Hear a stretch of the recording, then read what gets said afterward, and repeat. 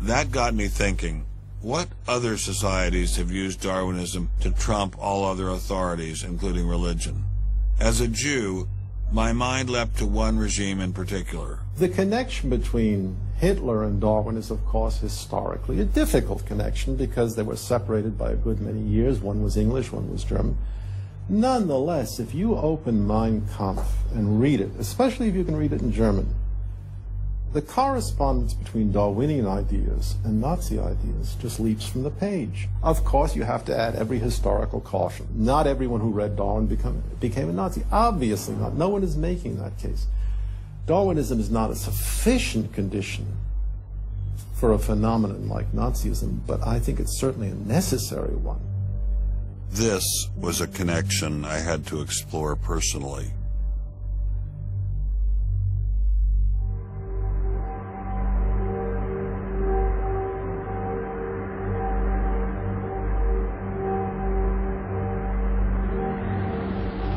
American officers arrive at a Nazi institution seized by First Army troops. Under the guise of an insane asylum, this has been the headquarters for the systematic murder.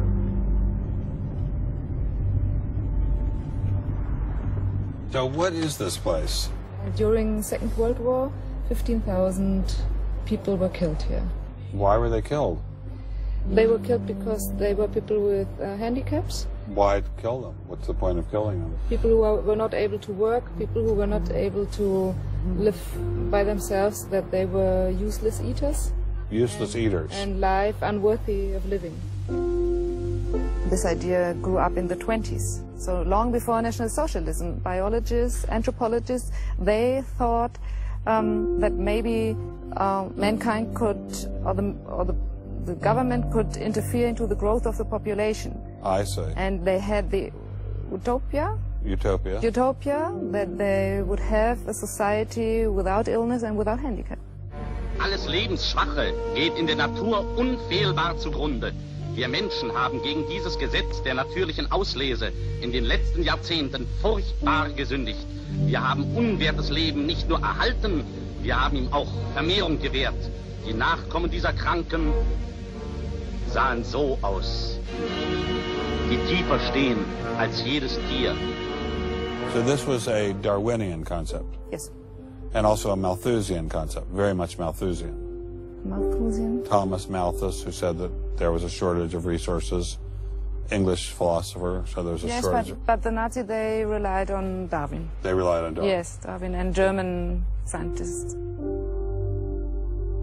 Patients were led down this hallway to Nazi doctors who decided who would live and who would die. They were accompanied by 15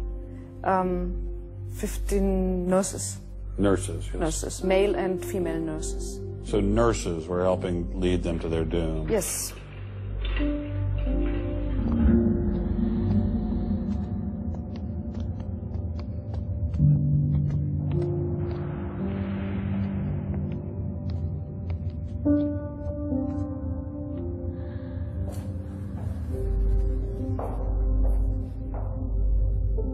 So were the prisoners told they were taking a shower? Yes, they were taking a shower, and here was 1 or 2 showers.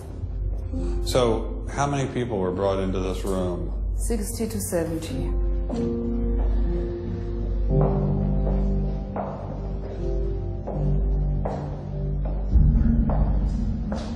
So what is this? This is the dissection table. Do you ever think to yourself, the sane ones were the ones lying here having their brains removed? The insane one was Dr. Gorgas and all the other people did? No, I don't think that, because I think those people who killed here, they were very sane, because they had their purposes. They had purposes? Yes. I don't think they were insane.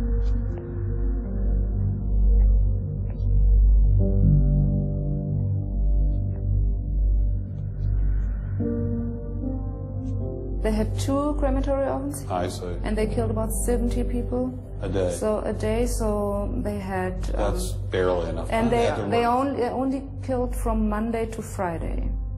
So... Because the people who were doing the killing needed to have the weekend off. If you met Dr. Gorgas today, what would you say to him? I don't know. I don't think that it's my my role to tell him something.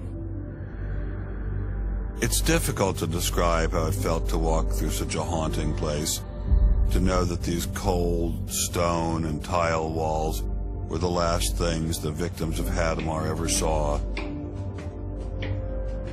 I wanted to explore this connection further, so I met with the author of From Darwin to Hitler, Dr. Richard Weikart. Hitler and many of the physicians that carried out this program were very fanatical Darwinists, and particularly wanted to apply Darwinism to society. Was wir uns unter der deutschen Jugend der Zukunft wünschen, ist etwas anderes, als was die Vergangenheit sich gewünscht hat. Wir müssen einen neuen Menschen, auf das unser Volk nicht an den typischen Degenerationserscheinungen dieser neuen Zeit runde geht.